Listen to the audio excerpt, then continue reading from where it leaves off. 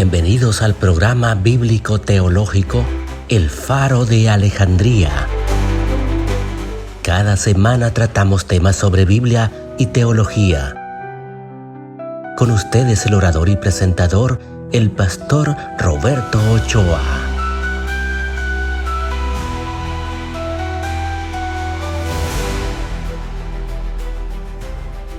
Qué privilegio saludarles una vez más. Bienvenidos a su programa El Faro de Alejandría.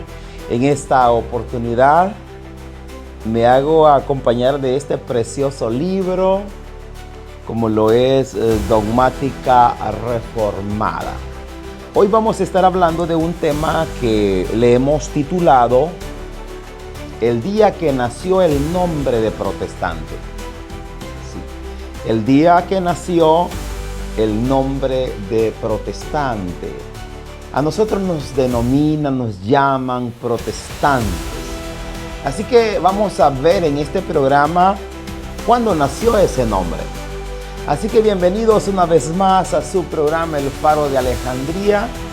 De verdad que gracias por acompañarnos, por estar junto a mi persona haciendo este recorrido por la historia del cristianismo.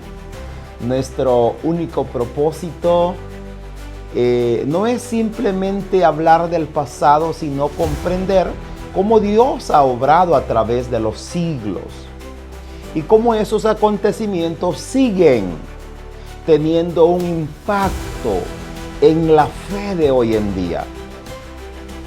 En los programas anteriores estuvimos hablando acerca de cuando la Biblia volvió a abrirse.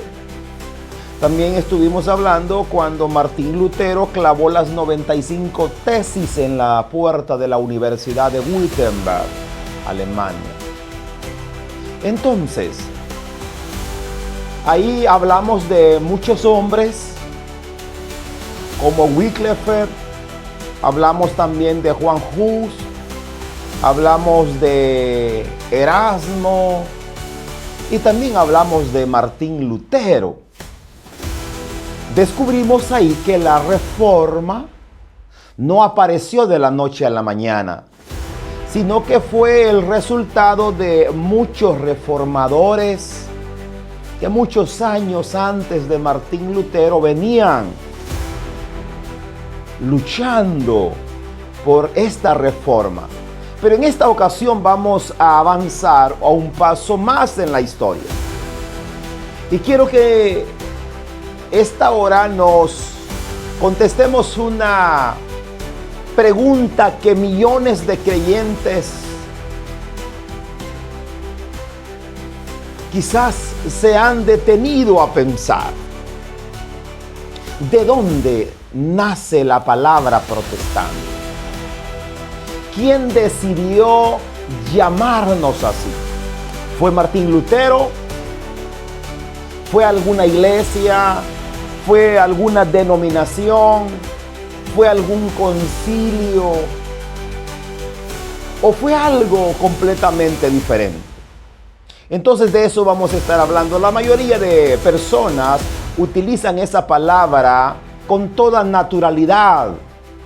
Escuchan hablar de iglesias protestantes y dicen de la reforma calvinista.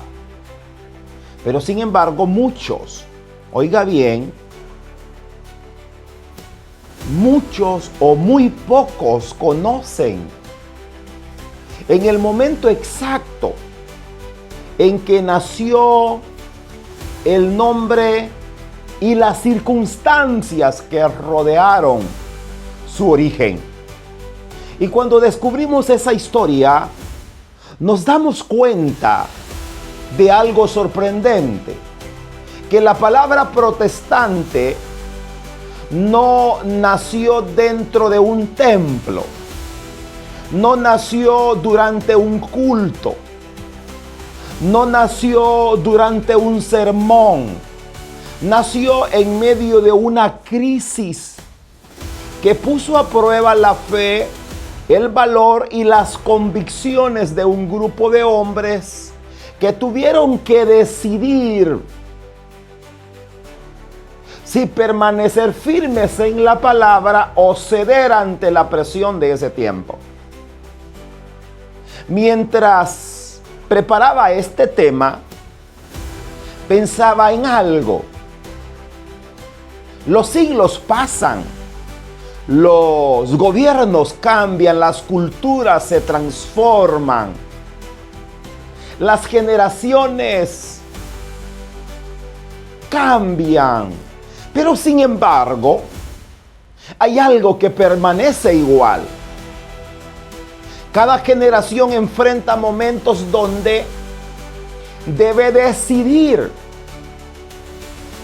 si seguirá la corriente o permanecerá fiel a aquello que sabe que es la verdad, la palabra del Señor. Daniel, en este caso, tuvo que tomar esa decisión en Babilonia. Los 3 hebreos tuvieron que tomar esa decisión durante o delante del horno de fuego. Los apóstoles tuvieron que tomar esa decisión cuando les prohibieron predicar en el nombre de Jesús. Y en la Europa del siglo XVI encontramos nuevamente a hombres enfrentando exactamente ese mismo desafío. Por eso este tema no es simplemente o solamente una lección de historia. Oiga bien, es una conversación sobre convicciones. Es una reflexión acerca de la fidelidad. Es una oportunidad para recordar que la verdadera fe no se demuestra cuando todo es fácil. La verdadera fe se demuestra cuando mantenerse firme tiene un costo.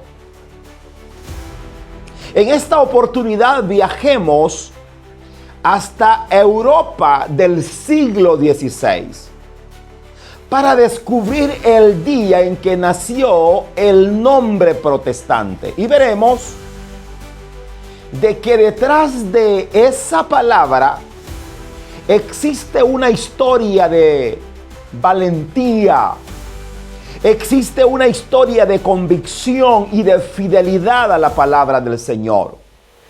Para que nosotros comprendamos lo que ocurrió, debemos regresar a un continente que estaba viviendo una profunda transformación. Europa estaba inquieta.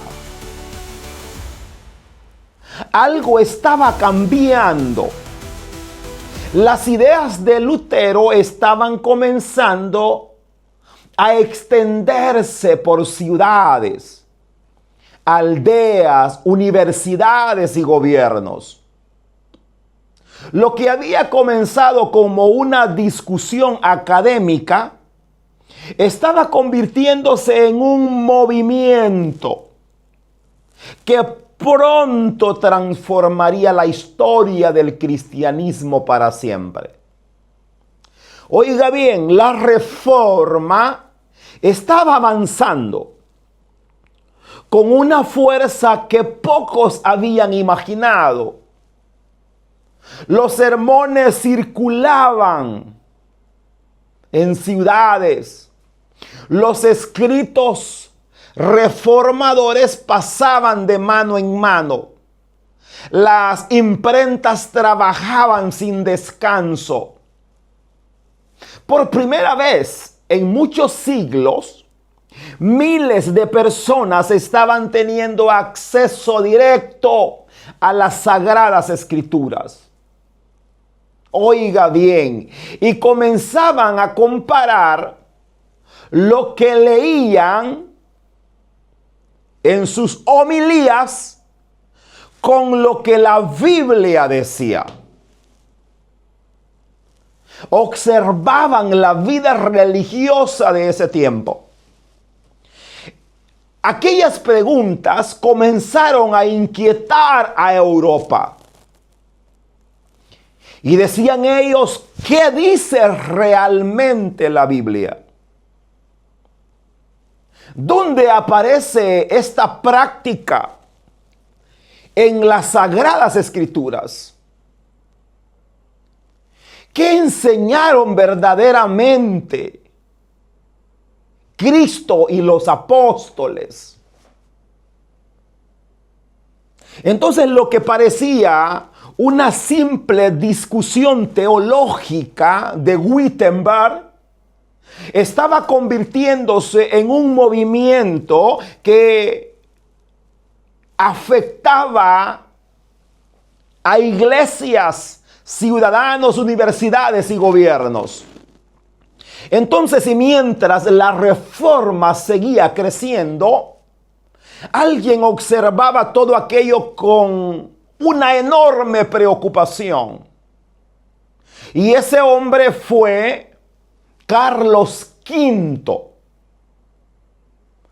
Posiblemente el gobernante más poderoso del mundo occidental de aquel momento.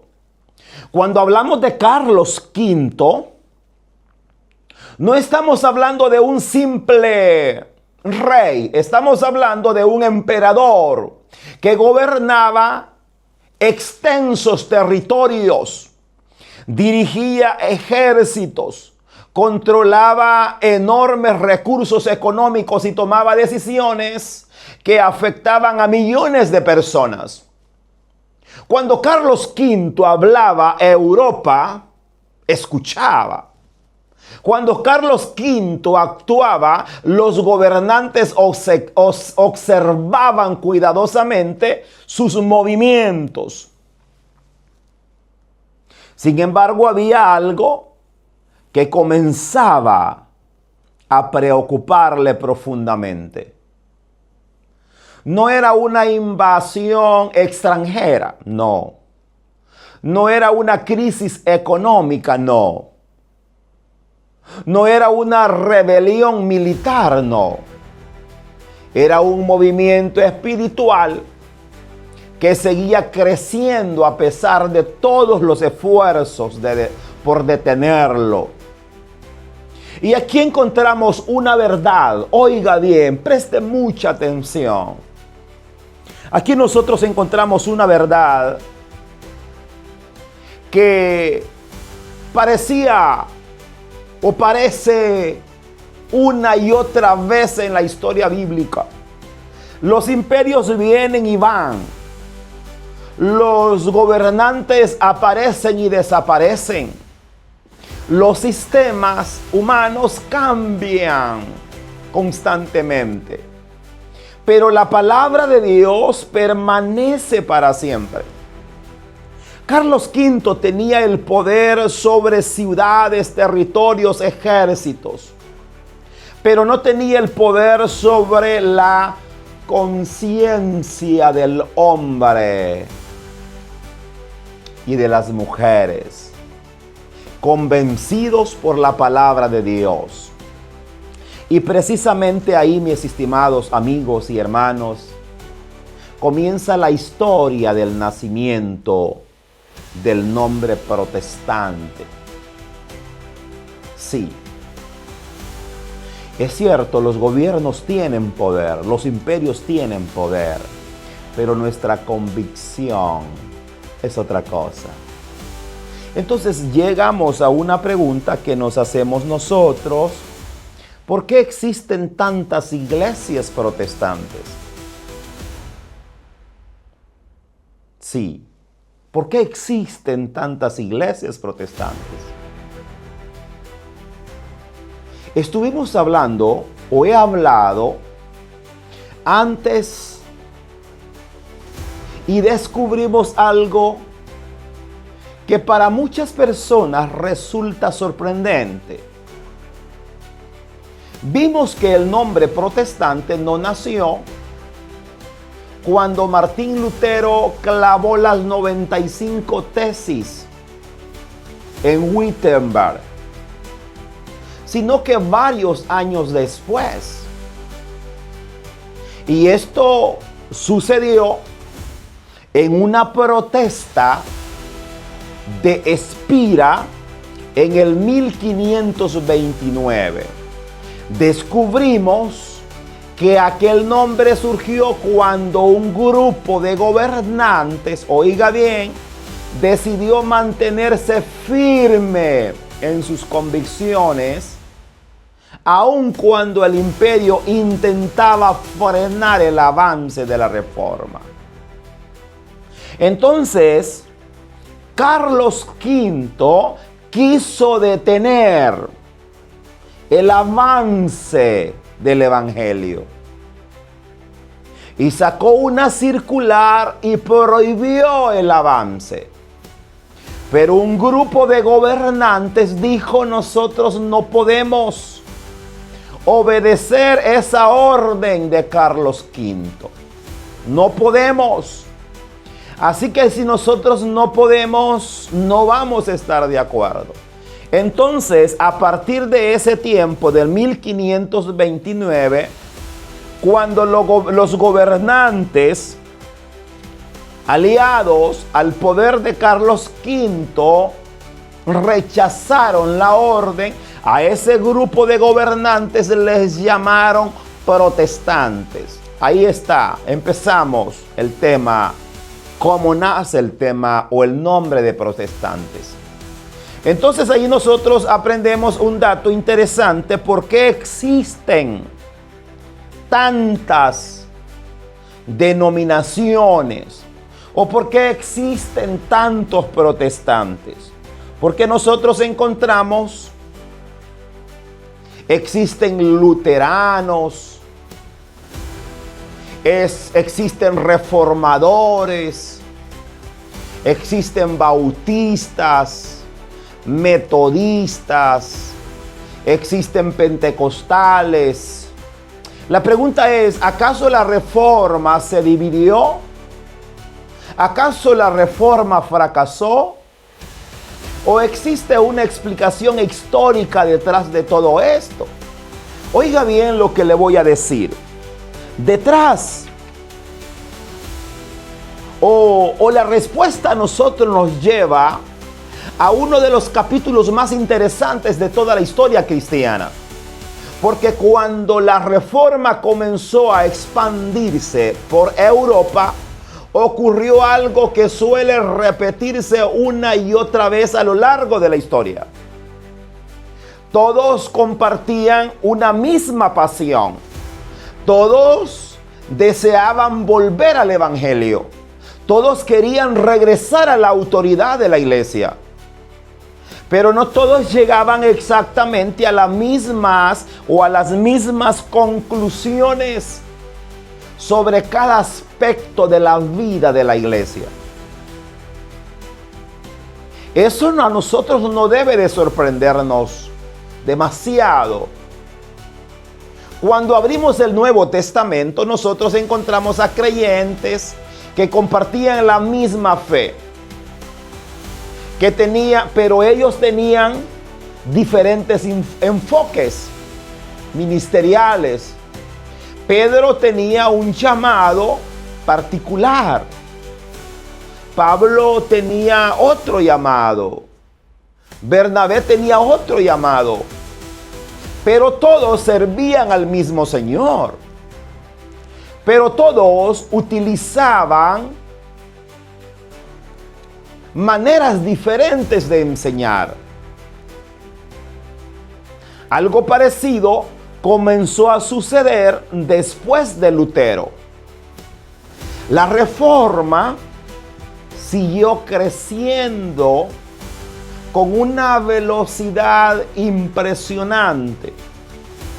Mis amados, lo que había comenzado en Alemania pronto cruzó las fronteras.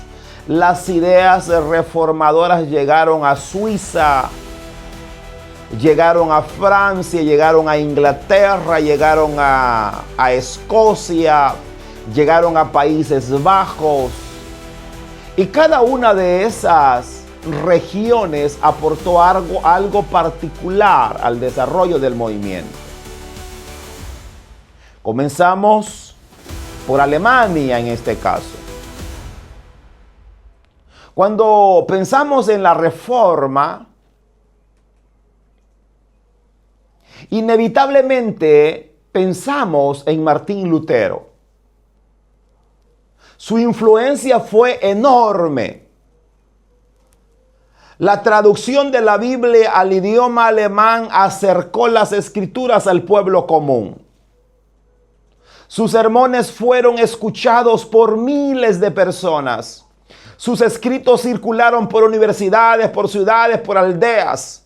Lo que comenzó como una discusión académica terminó convirtiéndose en un movimiento que transformó profundamente la historia del cristianismo. Mas, sin embargo, algo que muchas personas desconocen es que Martín Lutero nunca se propuso fundar una nueva denominación. Su intención inicial era corregir errores, abusos que él observaba en ese momento dentro de la iglesia de ese tiempo.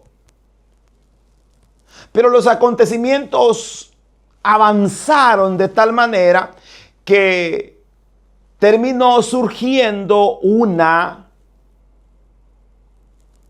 enseñanza diferente a la que estaban acostumbrados los pueblos antes del 16.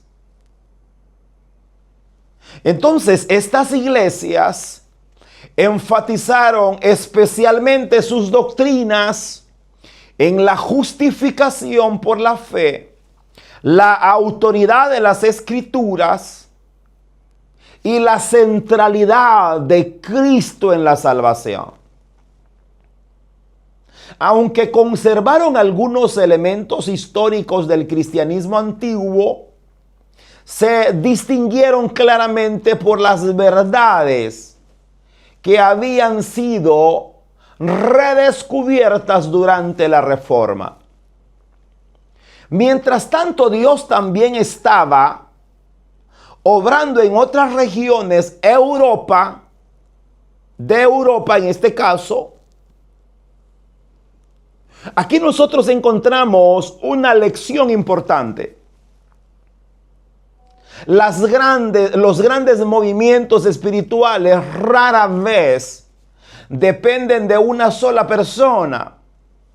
Dios había utilizado a Lutero de una manera extraordinaria, pero la Reforma ya había comenzado a extenderse mucho más allá por Alemania. Entonces, la Reforma también llegó a Suiza. Allí encontramos a un hombre que se llamaba Ulrico Zwingli, algo así se llamaba ese hombre. Ulrico Zwingli. Quizás no es tan conocido como Lutero entre muchos creyentes latinoamericanos, pero desempeñó un papel fundamental en la historia de la Reforma. Zwingli también deseaba volver a las Escrituras. También practicaba esa doctrina que los apóstoles habían dejado escritas. Este hombre consideraba que el pueblo necesitaba volver a la esencia de la palabra. Este hombre buscaba una iglesia más cercana al modelo bíblico. Lo interesante es que Zwingli llegó a conclusiones similares a las de Lutero y muchos aspectos en todos. Y aquí es donde comenzamos a descubrir una realidad importante. Los reformadores estaban unidos en verdades esenciales del Evangelio. Pero no siempre ellos coincidían en todos los detalles. Esto sigue ocurriendo hasta nuestros días. Existen doctrinas fundamentales sobre las cuales el cristianismo histórico ha mantenido una posición firme durante los siglos. Por ejemplo, la divinidad de Cristo, la muerte expiatoria. Sí. Entonces, su resurrección, la salvación por gracia, la autoridad de las Escrituras. Pero también existen temas donde diferentes grupos de cristianos han llegado a distintas interpretaciones. Y esa realidad comenzó a hacerse evidente desde los primeros años de la Reforma. Entonces, mis amados, amigos y hermanos, la historia sigue avanzando y nos lleva hasta una ciudad que tendría una influencia enorme en el cristianismo mundial. Y estoy hablando de Ginebra. Allí aparece una de las figuras más importantes de todo este periodo, como lo es Juan Calvino. Juan Calvino poseía una de las mentes extraordinarias. Era un hombre profundamente dedicado al estudio de las Escrituras. Juan Calvino fue pastor, teólogo, escritor, organizador. Entonces, si Lutero ayudó a encender la llama de la Reforma, Calvino ayudó a darle estructura y organización. Entonces, desde la ciudad de Ginebra, sus enseñanzas comenzaron a extenderse hacia Francia, hacia Escocia, hacia Inglaterra, hacia Holanda y posteriormente hacia muchas otras partes del mundo, que todavía hoy numerosas iglesias alrededor del planeta conservan elementos de esa tradición de la Reforma. Sin embargo, mis amados, mientras Lutero y Calvino desarrollaban sus ministerios, también surgieron algunos grupos que consideraban que la Reforma debería de avanzar todavía más. Y aquí aparecen los anabautistas. Entonces, esta es una de las historias más interesantes y también más dolorosas de aquel periodo. Los anabautistas creían que la iglesia debía de estar compuesta por personas que hubieran tomado una decisión consciente de seguir a Cristo. Por esa razón,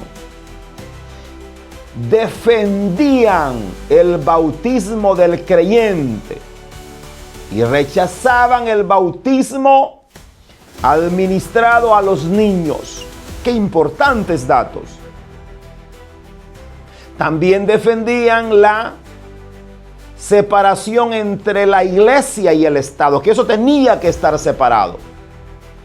Algo que resultaba muy radical para aquella época. Muchos de ellos sufrieron persecución. Algunos fueron encarcelados, otros fueron ejecutados.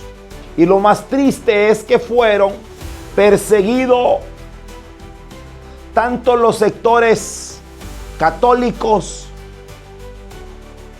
como también por algunos sectores protestantes. Entonces, mis amados, la historia cristiana a nosotros nos enseña una gran lección. Los creyentes pueden conocer, o los creyentes también podemos o pueden cometer errores. Las diferencias doctrinales no deberían conducirnos a nosotros al odio ni a la persecución. Cuando observamos estos acontecimientos, debemos de hacernos humildes o comportarnos humildemente, aprendiendo tanto de los aciertos como los errores del pasado.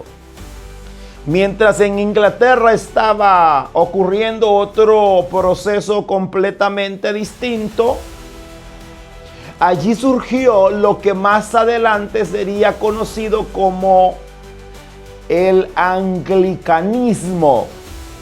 Sí, como el anglicanismo. La situación inglesa tuvo un fuerte componente político, pero con el tiempo también incorporó muchas de las enseñanzas desarrolladas durante la Reforma. Así como poco a poco comenzaron a aparecer en este caso diferentes expresiones dentro del protestantismo. Mis amados, aquí hay algo importante que quiero dejar en claro. En este caso, la respuesta es absolutamente que la iglesia debe de mantenerse firme en la palabra. Lo que demuestra es que los movimientos pueden crecer, pero deben de crecer siempre apegados a la palabra del Señor. Ahí está el tema. Entonces, ¿cómo es el tema de tanta denominación que existe hoy en día? Esto es como un árbol. Un árbol tiene un solo tronco, pero arriba tiene múltiples de ramas. Pero el tronco es uno. Algo parecido ocurrió con el protestantismo. Así.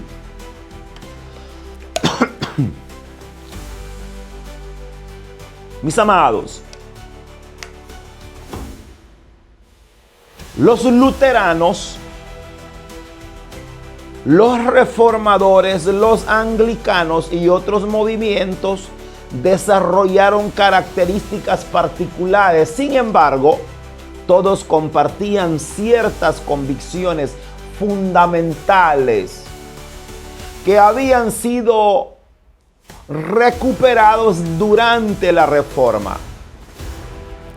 Todos ellos afirmaban, oiga bien, la autoridad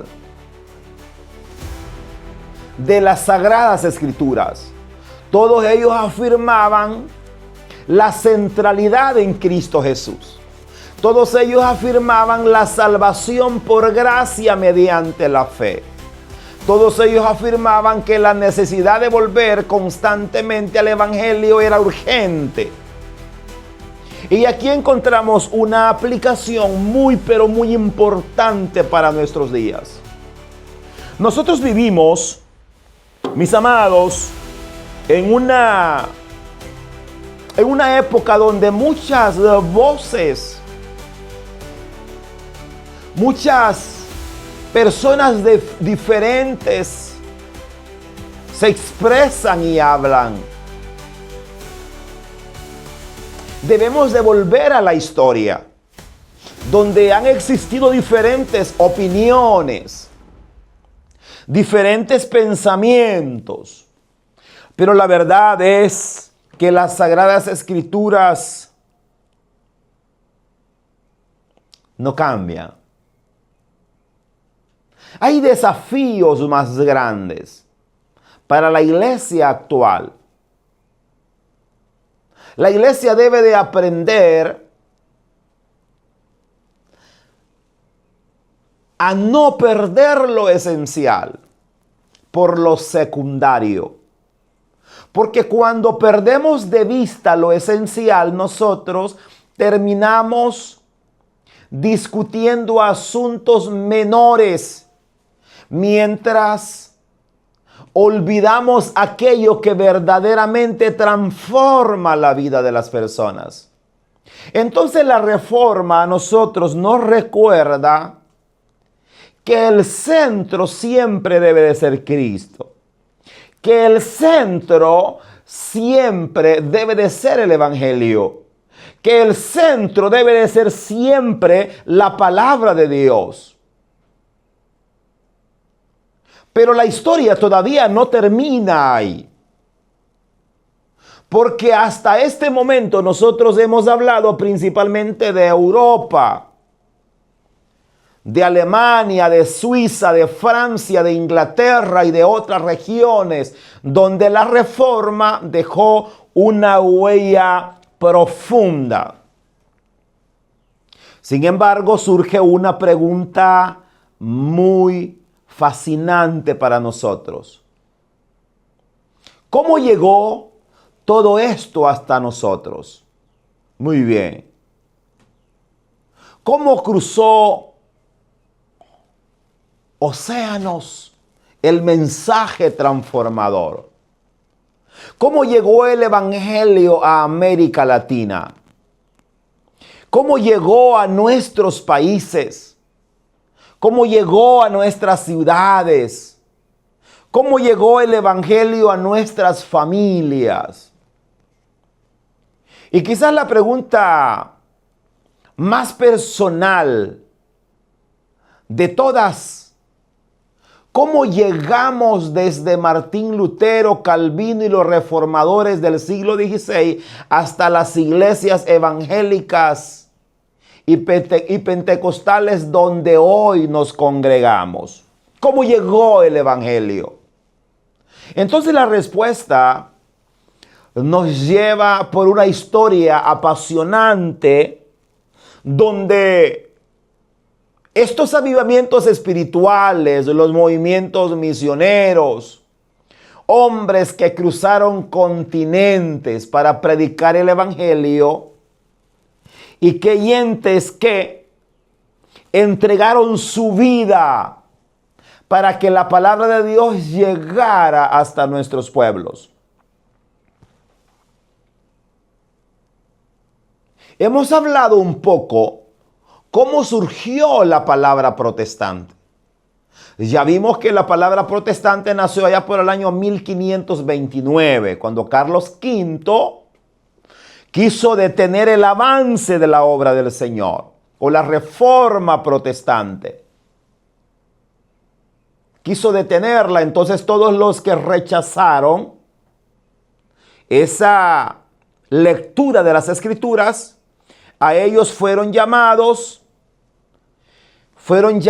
protestantes, porque no aceptaron las órdenes de Carlos V. Entonces, ahí surge el nombre protestante.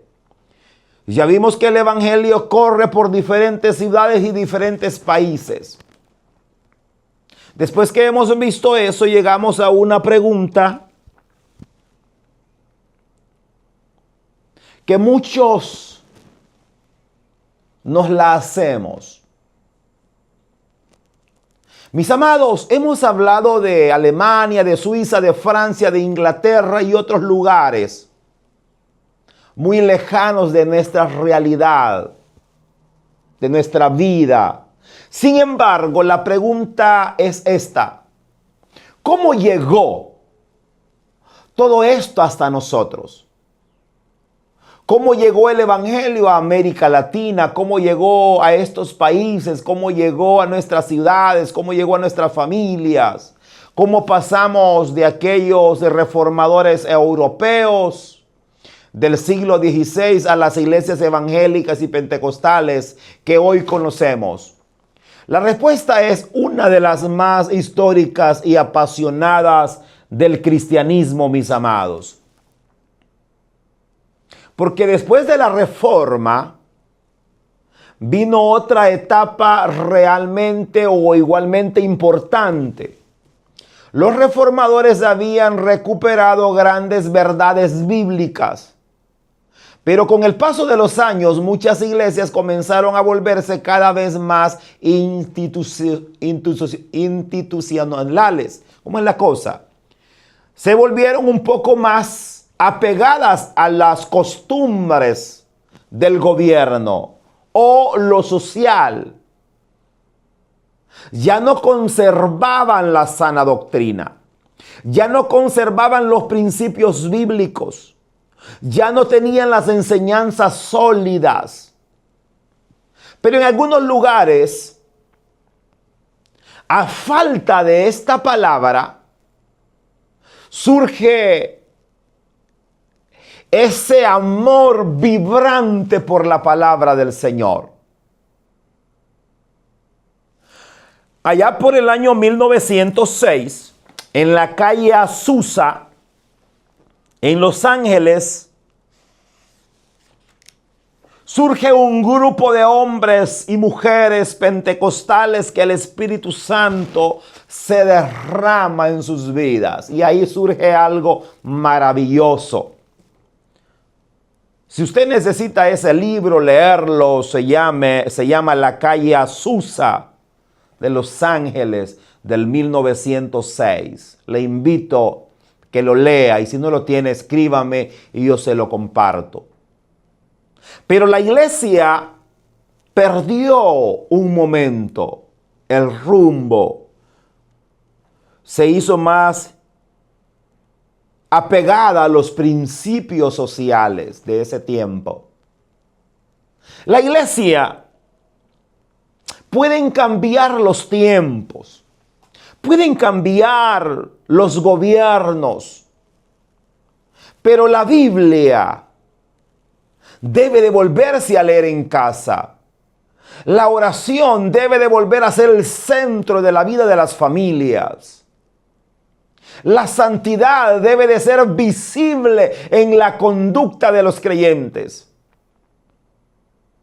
Entonces, muchos hombres comenzaron a unirse en grupos pequeños para estudiar la palabra del Señor, orar y animarse juntos. Entonces lo interesante es que muchas de las prácticas de hoy, que hoy consideramos normales en nuestra iglesia, tuvieron raíces en movimientos de renovación espiritual como este.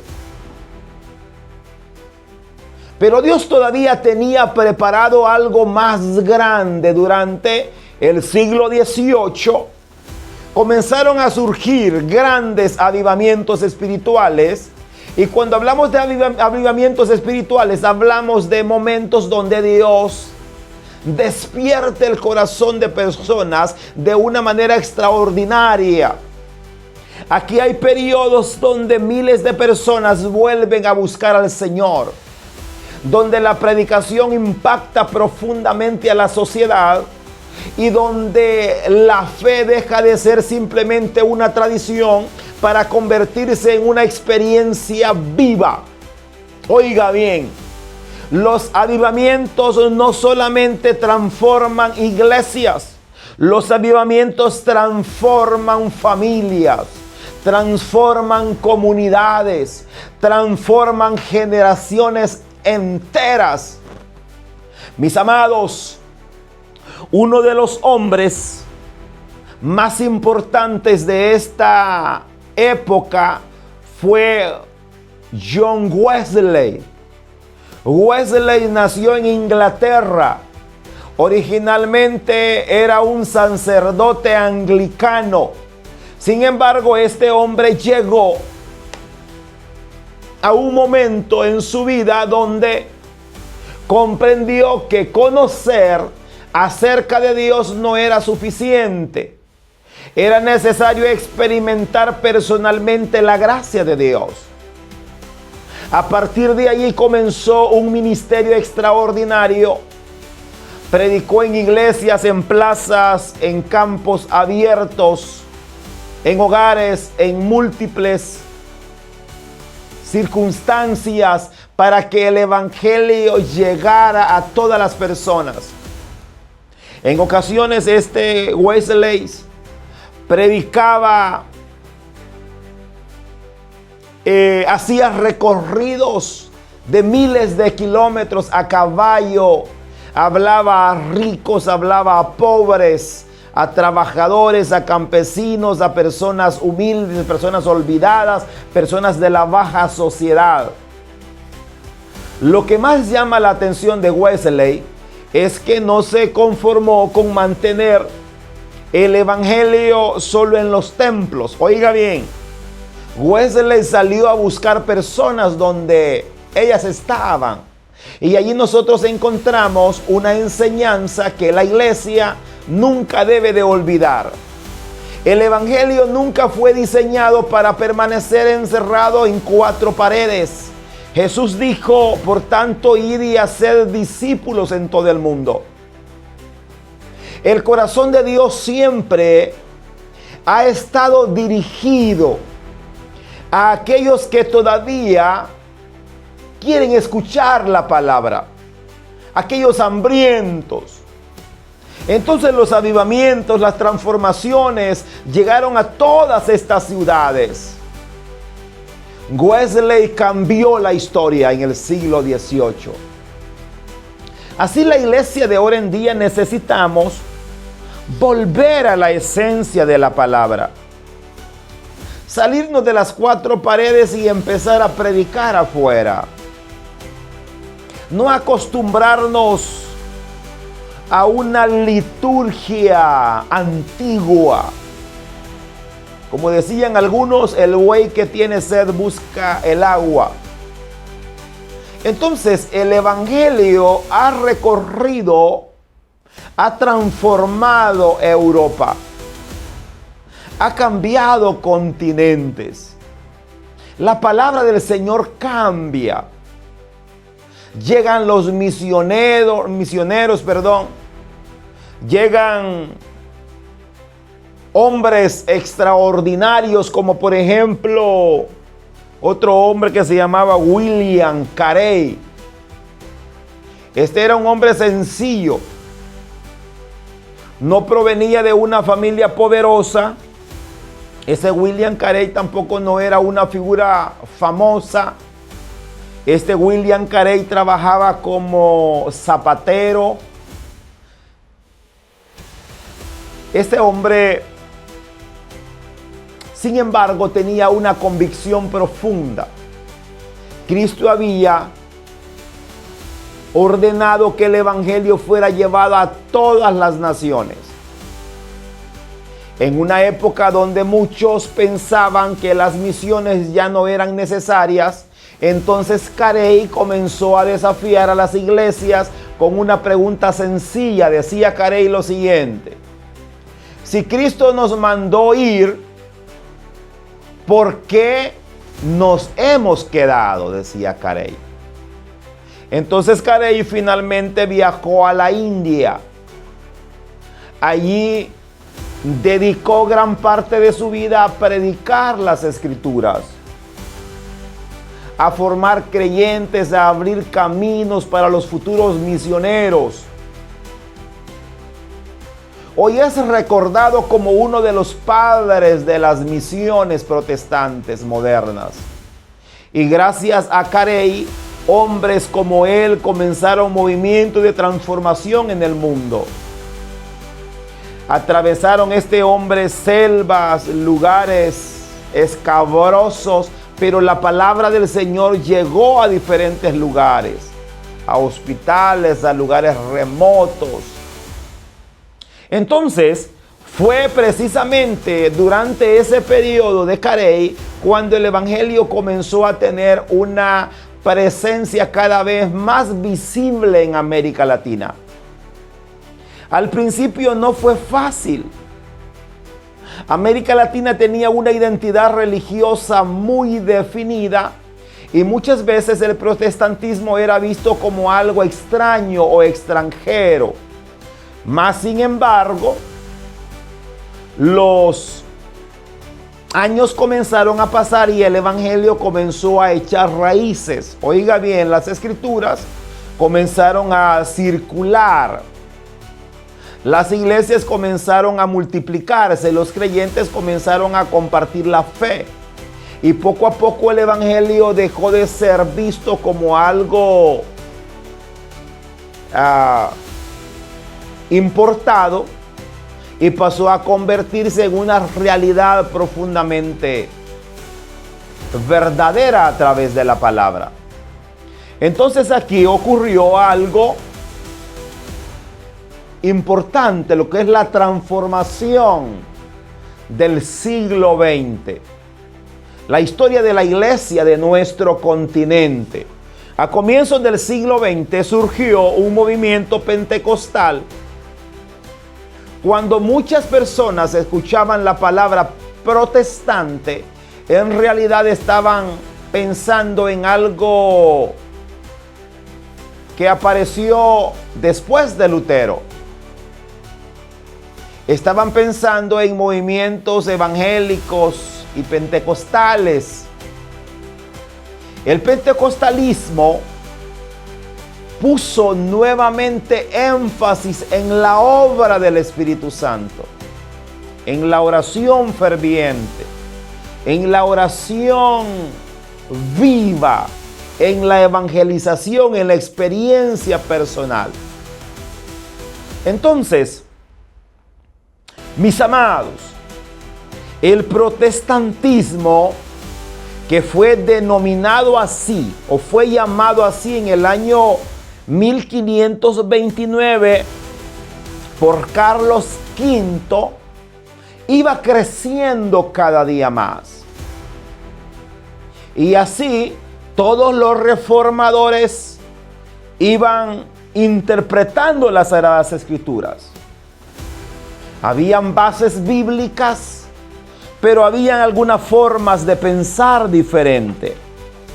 Mis amados, pero como ya lo mencioné, el tronco siempre era Cristo en este caso. Y cuando nosotros escuchamos la palabra protestante, a nosotros muchas veces se los viene y los dice la mente protestar, protestante, pelear, rechazar. Somos que protestamos todo lo que vemos. No, no es así. Protestamos lo que está en contra de la palabra del Señor. Sí. Entonces, mis amados, y aquí es donde la historia deja de ser solamente historia, porque ya no estamos hablando solo de Lutero, ya no estamos hablando solo de Carlos V, ya no estamos hablando de una dieta de Spira del 1529, ahora estamos hablando de nosotros, estamos hablando de la Biblia, que hoy podemos leer libremente. Estamos hablando de las iglesias donde hoy nos congregamos, estamos hablando de los himnos, de los cantos que nosotros cantamos en nuestros cultos, cómo adoramos, cómo hablamos de la fe, esa fe poderosa que hemos recibido. Cuando observamos toda esta historia desde una perspectiva amplia, descubrimos algo verdaderamente impresionante. Antes de Lutero hubieron hombres que prepararon el camino. Con Lutero comenzó la explosión de la Reformación. Después surgieron distintas ramas protestantes. Luego llegaron los avivamientos. Después aparecen las misiones, conocidas como misiones modernas. Más tarde vino la expansión del Evangelio de América Latina y finalmente llegó el mensaje hasta nosotros. Ninguna de estas épocas ocurrió por casualidad. Dios siguió guiando la historia para que su palabra continuara avanzando de generación en generación, mis estimados. Por eso nunca nosotros debemos de pensar que somos espectadores de esta historia. Nosotros somos parte de ella. Y cada vez que abrimos las Escrituras, participamos de una herencia que costó sacrificio, que costó persecución, fidelidad. Y cada vez que predicamos el Evangelio, continuamos una misión que comenzaron muchos hombres mucho tiempo antes.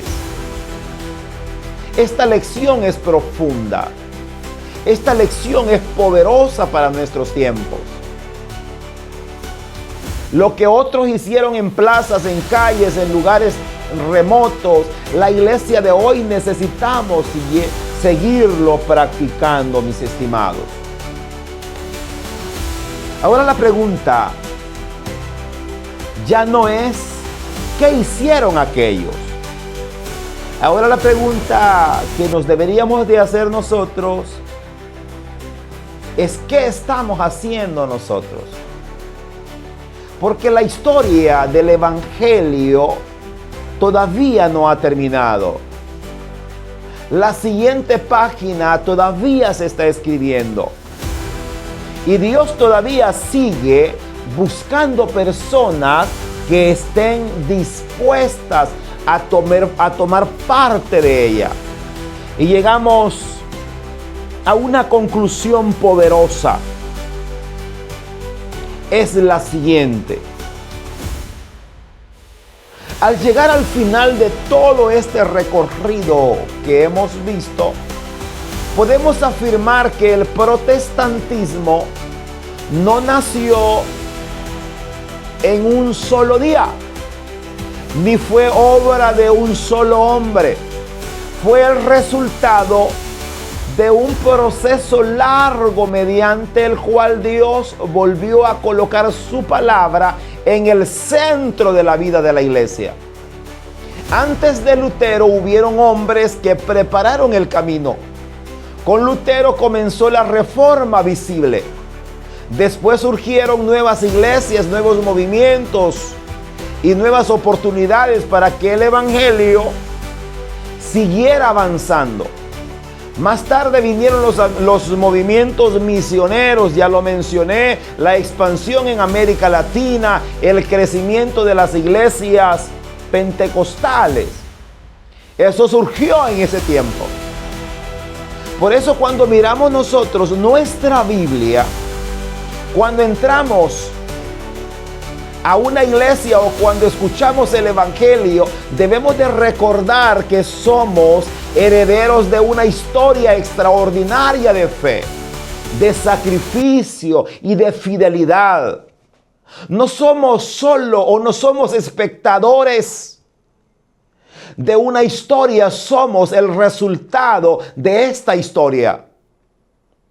Ahora nos corresponde a nosotros seguir proclamando a Cristo, porque las próximas generaciones también necesitan conocer la verdad del evangelio. Así que el surgimiento del término protestante es cuando la verdad quería ser callada, pero hubo un grupo de hombres que dijeron no a las palabras y al poderío de Carlos V. Dijeron, aunque nos llamen protestantes, vamos a seguir centrando nuestros principios en las Sagradas Escrituras que hemos aprendido y que las tenemos en nuestro corazón. Así surgió el protestantismo de nuestra historia bíblica. Gracias por haber estado con nosotros una vez más en su programa El Faro de Alejandría. Gracias por habernos escuchado. Desde ya queda invitado a nuestro próximo programa bíblico teológico El Faro de Alejandría, En nombre del pastor Roberto Ochoa y el equipo de trabajo, agradecemos su fiel sintonía. Hasta nuestro próximo encuentro.